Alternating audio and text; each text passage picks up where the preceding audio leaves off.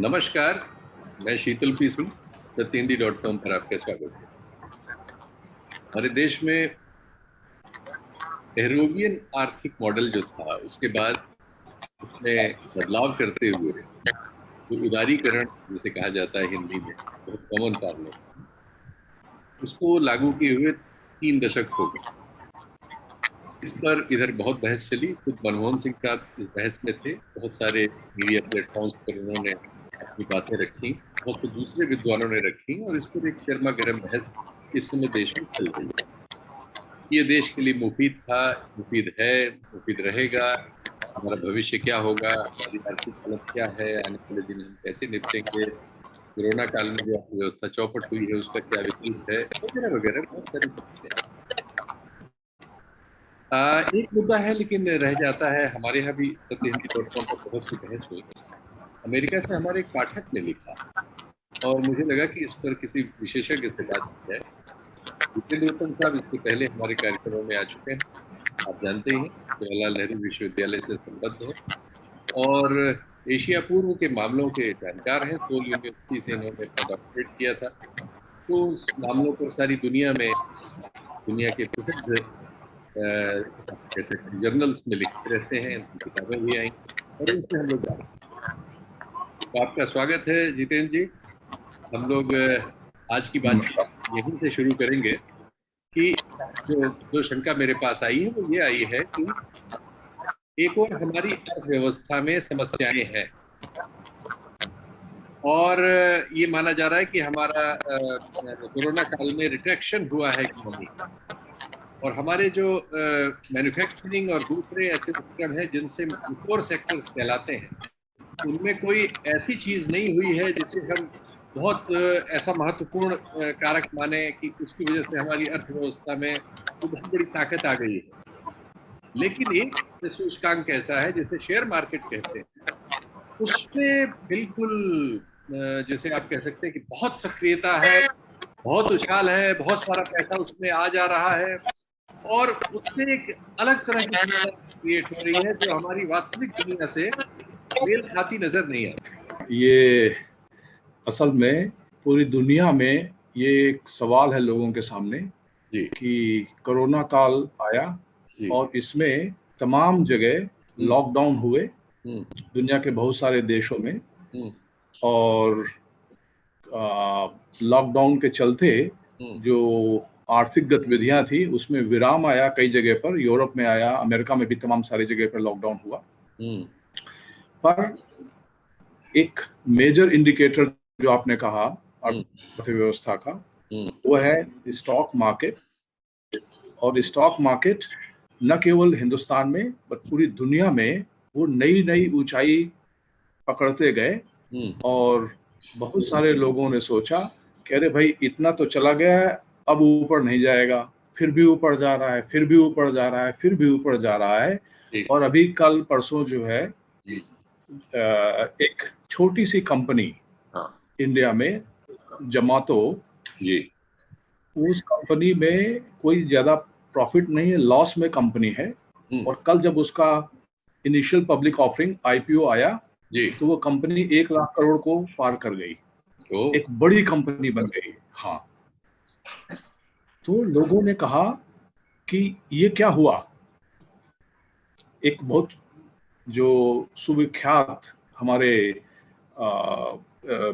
Investor हैं, राकेश झुनझुनवाला जी जी जी जी, उन्होंने कहा कि मैं जोमैटो में कभी पैसा नहीं डालूंगा जी। उसके बाद जोमैटो कंपनी में, जोमैटो माने जो जोमैटो नाम से पॉपुलर है, उसी को कह रहे हैं जी। हाँ, वही जोमैटो। हाँ जी। सो वो कंपनी के बारे में जब लोगों ने बातचीत करना शुरू किया जी कि ऐसा क्या हुआ कि इसमें जो है, जो फॉरेन इन्वेस्टर है उसने 57 times more than the subscription इतना पैसा लगाया उसमें। उसमें रिटेल इन्वेस्टर ने 7 गुना ज्यादा लगाया और जो उसमें काम करने वाले लोग हैं उन्होंने बहुत कम पैसा लगाया, जो उस कंपनी में काम करते हैं।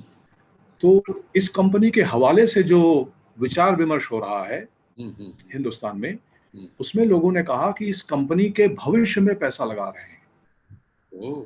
स्टॉक मार्केट जो है वो भविष्य देख रहा है। और भविष्य क्या है कि हिंदुस्तान में पहले एग्रीकल्चर रेवोल्यूशन हुआ, जिसको कहते हैं हरित क्रांति हुई। उसके बाद आप कहिए कि एक औद्योगिक क्रांति भी हुई, तमाम जगह पर प्रोडक्शन बढ़ा, मेल भेल सेल बहुत सारी कंपनियां आई। और उसके बाद लोगों ने कहा कि ये जो है ना एग्रीकल्चर रेवोल्यूशन, इंडस्ट्रियल रेवोल्यूशन और अब इंफॉर्मेशन रेवोल्यूशन।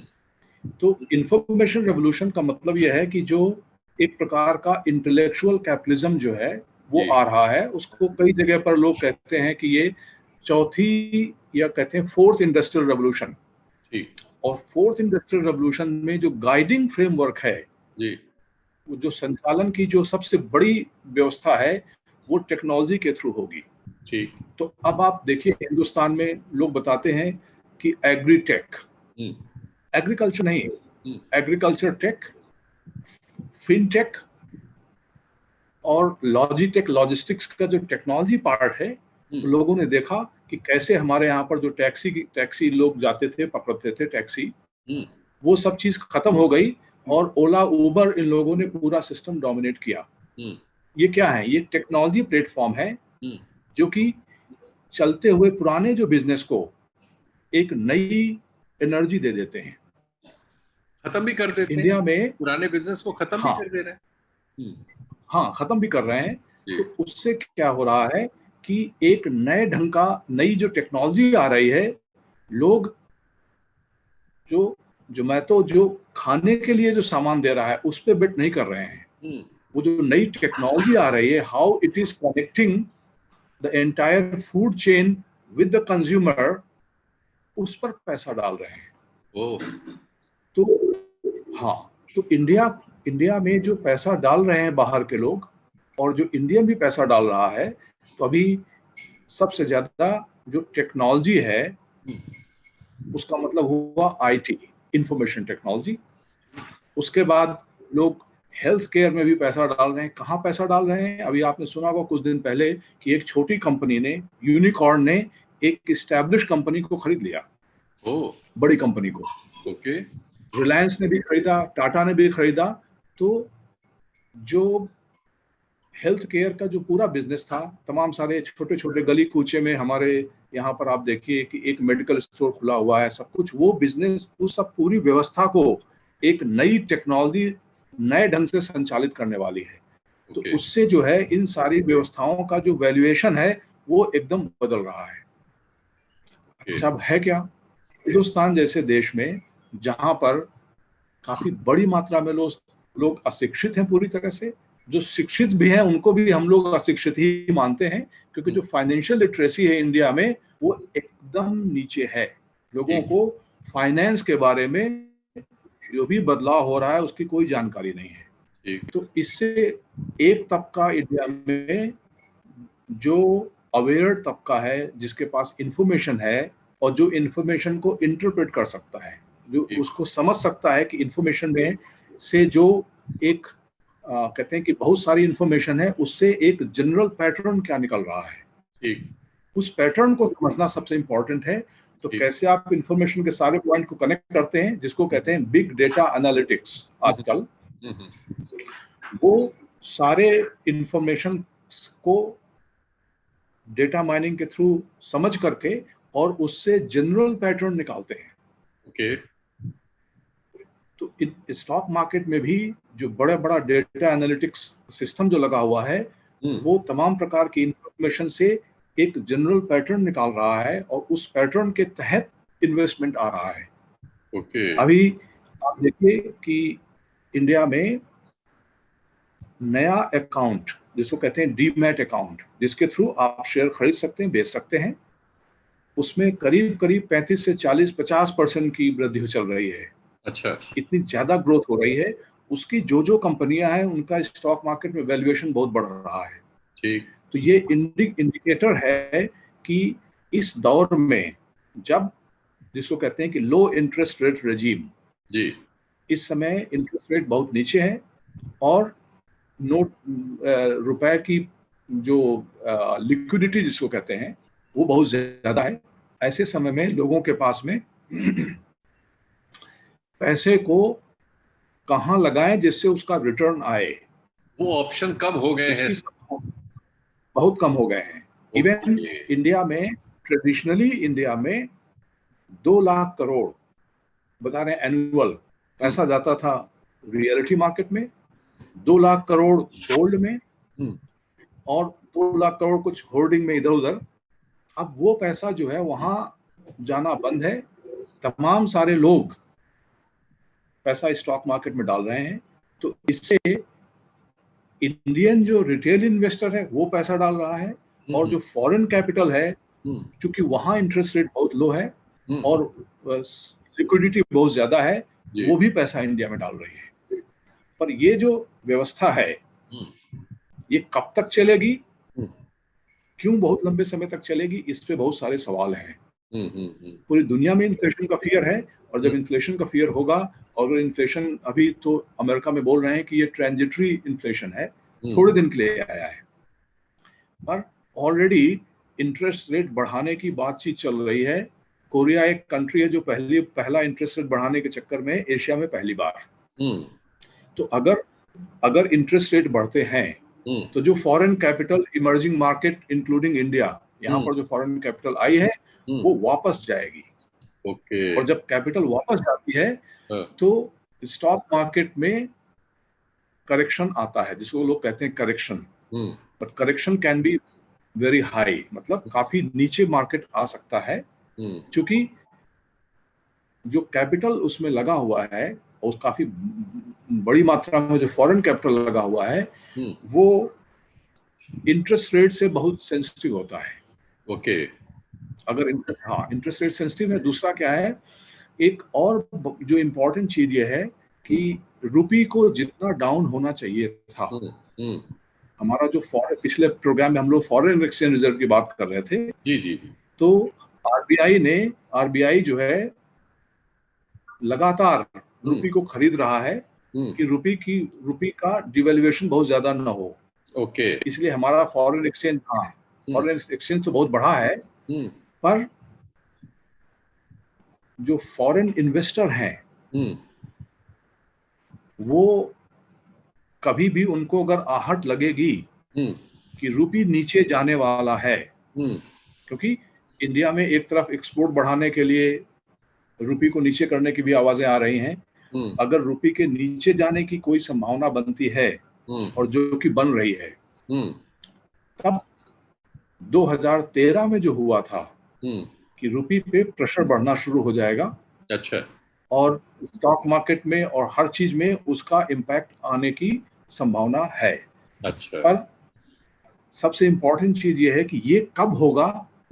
स्टॉक मार्केट में बूम का फेज जो है ये चल रहा है, कभी कभी इसको कहते हैं इरैशनल एक्सुबरेंस, मतलब कोई रैशनैलिटी नहीं है, मार्केट ऊपर जा रहा है जा रहा है जा रहा है।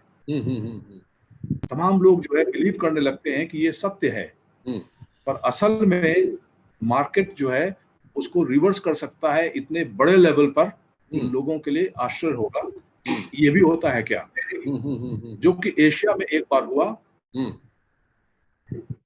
फॉरेन कैपिटल एक हफ्ते के अंदर करीब $100 बिलियन जो है ना एशिया को से बाहर गए कैपिटल, और उससे कोरिया में क्राइसिस आई, ईस्ट एशिया में क्राइसिस आई, बहुत बड़ी क्राइसिस आई। तो ये जो सवाल है कि अर्थव्यवस्था नीचे जा रही है, स्टॉक मार्केट ऊपर जा रहा है, ये चीज चल रही है, बट या तो गिरती हुई अर्थव्यवस्था स्टॉक मार्केट को करेक्ट कर देगी, और या स्टॉक मार्केट अर्थव्यवस्था के हिसाब से नीचे आ जाएगा। ये होगा, पर कब होगा अभी इसकी कोई घोषणा या भविष्यवाणी नहीं कर सकता है। अच्छा, एक और उसमें सवाल में बात निहित थी कि हमारे यहाँ बहुत सारा पैसा विभिन्न किस्म के आर्थिक अपराधों से जनित होता है भारत में, और भारत जैसे देशों में जहाँ भ्रष्टाचार की टैक्स के एरिया में और गैर टैक्स के एरिया में भी बहुत संभावनाएं हैं, और बहुत सारा पैसा जनरेट होता है जो बाहर चला जाता है। और हमारी बहुत सारी जो व्यावसायिक कंपनियां हैं वो उन्हीं के उन्हीं की नालियों से जाता है और उन्हीं के पास बाहर होता है, और वो फिर अपना मॉरिशस रूट से या दूसरे रूट से इसको भारत में लाती है। वो भी एक बहुत बड़ा पैसा होता है, बहुत बड़ा पैसा है, क्योंकि 7 सालों में ये पाया गया है कि मोदी जी की सरकार का भी कोई रुचि बहुत ज़्यादा उस पैसे की पड़ताल में नहीं है, क्योंकि जो 2-3 स्कैम खुले जो अंतर्राष्ट्रीय स्तर पर खुले, जैसे पनामा पेपर्स थे और इसके पहले और जो लीक्स थे, उन मामले में कोई ऐसी कार्रवाई होती हुई हमें नज़र नहीं आई कि जिससे उन लोगों को कोई परेशानी होती जिनके नाम थे।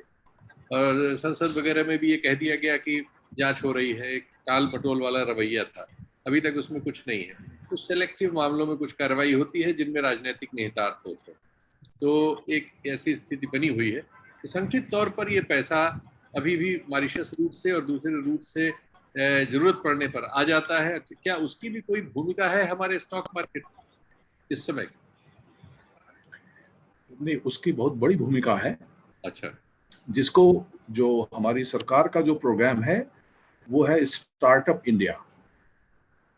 नई नई कंपनियां आ रही हैं और नई नई कंपनियों में उसको कहते हैं प्राइवेट प्लेसमेंट। ओके। जो स्टॉक मार्केट में कंपनी के आने के पहले जी, मतलब एक किसी ने आइडिया दिया, उस आइडिया को कोई फंड कर रहा है जी, कितना फंड कर रहा है, किस पैसे से फंड कर रहा है, ये थोड़ा ग्रे एरिया है। जी।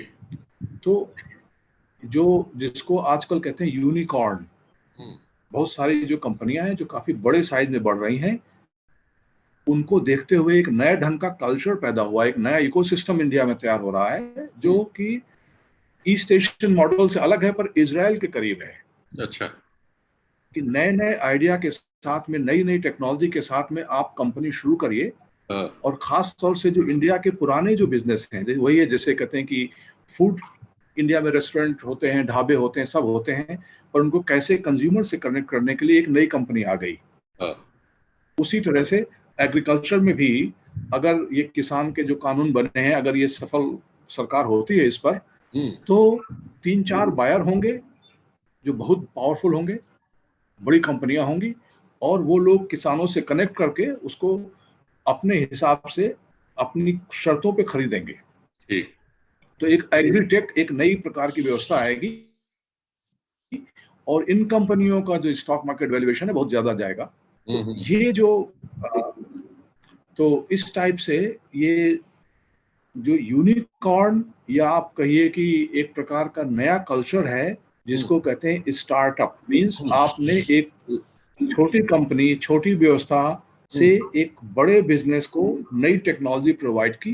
उन कंपनियों को चलाने वाले, उन कंपनियों में पैसा डालने वाले, क्योंकि वो प्लेसमेंट के पहले, मतलब जो है स्टॉक मार्केट में आने के पहले, स्टॉक मार्केट में आप इन्वेस्ट करते हैं तो वो तो पूरी तरह से ट्रांसपेरेंट है कि आपने इतना पैसा दिया, लगाया।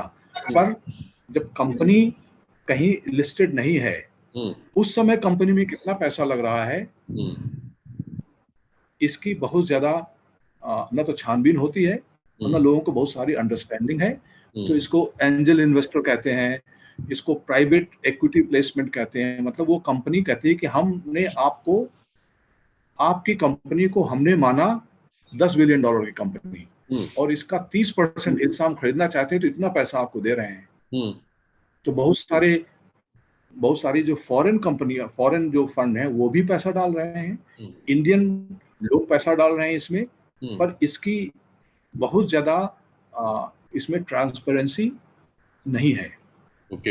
और इसके थ्रू जो ब्लैक मनी है, मतलब कि आपकी कंपनी, आपने कहा हम ये कंपनी चला रहे हैं, उसके बाद उस कंपनी का जो वैल्यूएशन है कि ये कंपनी कितने की है, वो चीज जो है उसको निश्चित करना काफी कॉम्प्लेक्स काम है, और इसमें तमाम तरह की संभावनाएं हैं कि उसको बहुत ज्यादा वैल्यू दे दिया जाए, मैनिपुलेट किया जाता हो। हाँ, जैसे कहते हैं कि आपने कहा ये नई टेक्नोलॉजी है, इसके पहले इसका कोई वैल्यूएशन नहीं था। तो मीडिया हाइप, कुछ मर्चेंट बैंक्स, ये सब मिला करके उसका वैल्यूएशन बढ़ा सकते हैं, उसका वैल्यूएशन घटा सकते हैं।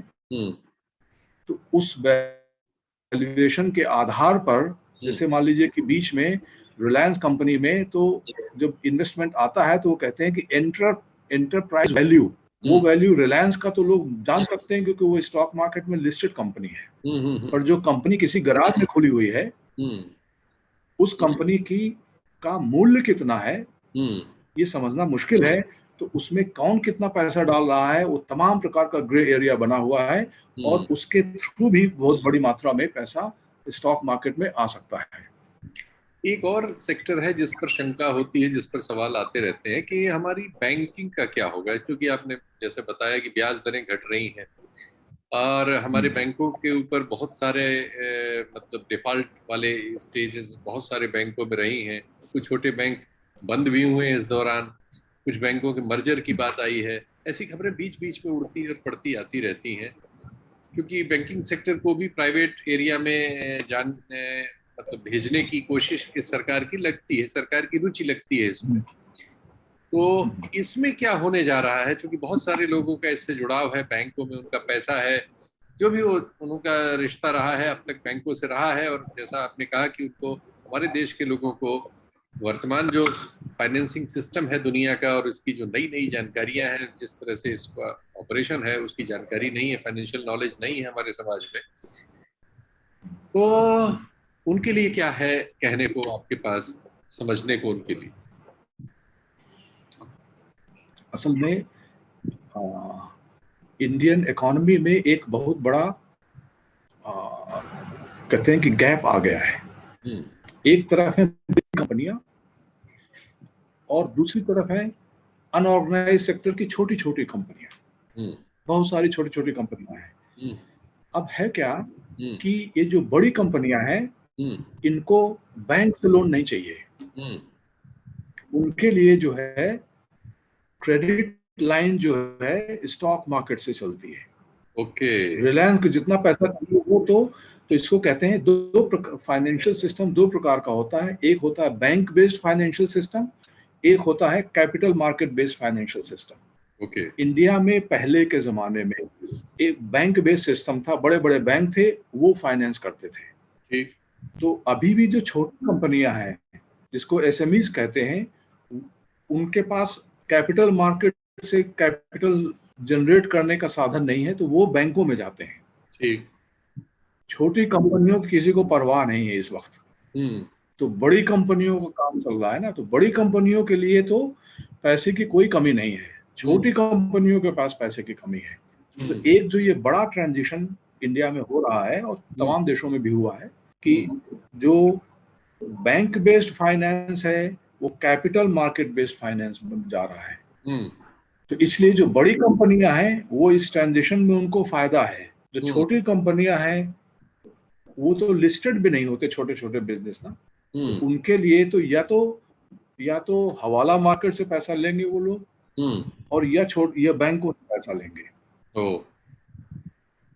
हाँ, तो ये जो एक बड़ा ड्यूअलिज्म है जिसमें बड़ी कंपनियां बहुत बड़ी हुई हैं, इस बीच में बहुत सारी कंपनियां हैं जो 3 से 5 गुना तक उनका मार्केट कैपिटलाइजेशन, मार्केट कैप बढ़ा है।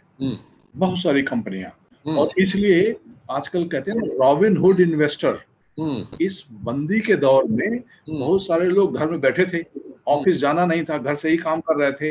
लोगों ने कहा कुछ थोड़ा स्टॉक मार्केट में पैसा डालते हैं। तो तमाम लोगों ने नए नए अकाउंट खोले और भारी मात्रा में डीमैट अकाउंट खोला। उन लोगों को कहते हैं रॉबिन हुड इन्वेस्टर, जिनको मालूम कुछ नहीं है वो पैसा डाल रहे हैं। और पैसा डाला और उनको काफी प्रॉफिट हुआ, क्योंकि ये दौर है जब बड़ी कंपनियां बहुत बड़ी हो रही हैं और छोटी कंपनियां उनका किसी को कोई वो तो है नहीं स्टॉक मार्केट में, वो बैंकों के भरोसे हैं। और बैंक बड़े बड़े बैड लोन के अंदर दब गए हैं, उनकी हालत खराब है और बैंक वाले लोन देने में हिचकिचाते हैं बहुत ज्यादा। सरकार ने अभी तो कुछ किया हुआ है, पर तमाम सारी जो मीडियम रेंज की कंपनीज हैं उनके लिए जो फाइनेंसिंग है वो बहुत सस्ती नहीं है और बड़ी कंपनियों को जरूरत नहीं है बैंकों की। इसलिए तमाम सारे बैंक मर्ज कर दिए जाएंगे और तमाम ले ऑफ भी होगा बैंकों से। अच्छा। हाँ, क्योंकि जो टेक्नोलॉजी का इंटरमीडिएशन है, मतलब आपका सारा ट्रांजैक्शन टेक्नोलॉजी के थ्रू चल रहा है, उसमें आदमी की जरूरत नहीं है कोई। ठीक। तो इसलिए पहले मर्जर होगा, मर्जर करके बैंकों में फिर वो ले ऑफ करके उनको कहते हैं कि मार्केट फ्रेंडली बनाएंगे बैंकों को। तो इसलिए बैंकिंग इंडस्ट्री की जो कहानी है वो थोड़ा दिक्कत वाली होने वाली है, क्योंकि बड़ी कंपनियों को अब उनकी उतनी जरूरत नहीं है। बड़ी बात, बड़ी इंफॉर्मेशन आपने बताई, बहुत ही यूजफुल। और समय को देखते हुए रोकना पड़ रहा है, लेकिन आपसे तो बात घंटों की जानी चाहिए और समझा जाना चाहिए, क्योंकि हमारे यहाँ बिल्कुल आपने सही कहा था, फाइनेंशियल लिटरेसी हमारी बहुत ही पुअर है, और खासकर हिंदी बेल्ट में, काऊ बेल्ट में तो बिल्कुल गायब है। लेकिन वो भी सही है कि लोग घरों में बैठे थे कोरोना काल में और स्टॉक मार्केट की ओर दौड़े हैं, और वहाँ की सफलताएं आ रही थी अखबारों में रोज, तो और वो रोज बढ़ रहा था, तो लोगों को लगा हमसे छूट जा रही है गाड़ी। तो ये हो रहा है बिल्कुल, ये परिवर्तन जो आपने रेखांकित किया। तो फिर आपसे बातचीत होगी, बहुत मजा आया यार जितेंद्र जी, फिर आपसे मिलेंगे। धन्यवाद। बिल्कुल, नमस्कार। Thank you. सत्य हिंदी का ऐप डाउनलोड करें गूगल प्ले स्टोर पर।